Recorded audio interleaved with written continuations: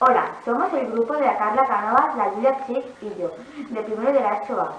Hemos hecho el trabajo de la Semana de la Ciencia 2013 sobre la teoría del asteroide que impactó contra la Tierra en la época de los dinosaurios.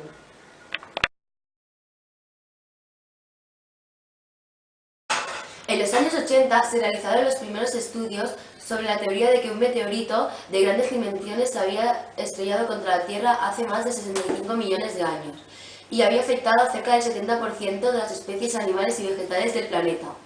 En 1991 se descubrió en Yucatán, México, el cráter de Chicxulub, de más de 200 kilómetros de diámetro, que coincidía con las extinciones. A pesar de estas evidencias, algunos sectores científicos seguían cuestionándose la teoría. Un equipo de 41 expertos ha encontrado nuevas pruebas que concluyen que la extinción de los dinosaurios se debe a un meteorito.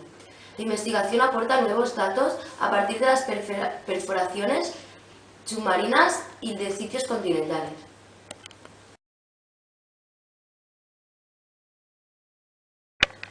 Otras teorías explican que la extinción fue debido a una gran actividad volcánica inusual en la zona de Deccan, India Occidental, que provocó un enfrentamiento global y lluvia ácida.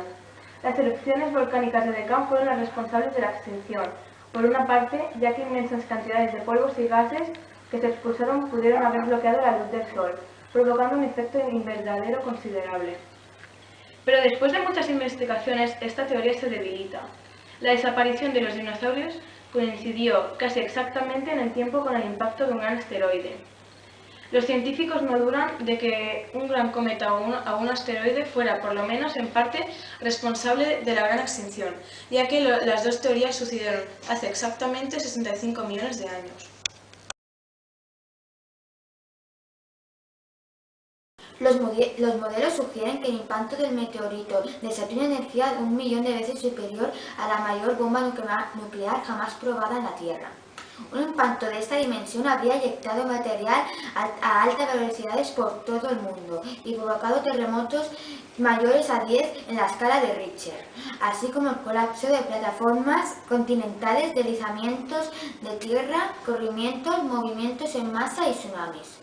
El meteorito desencadenó en la Tierra cambios climáticos que acabaron con el reinado de los dinosaurios.